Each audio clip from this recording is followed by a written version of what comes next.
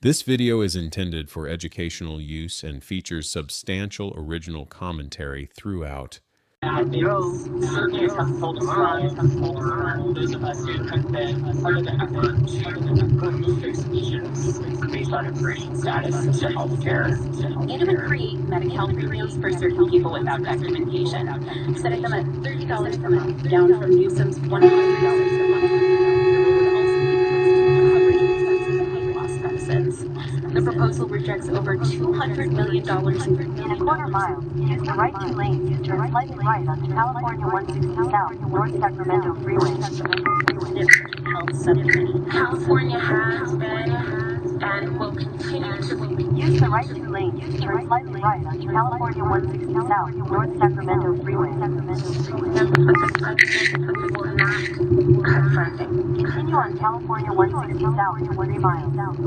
Budget this week, and Newsom must sign a budget into law later this month. This is Megan Mystowski.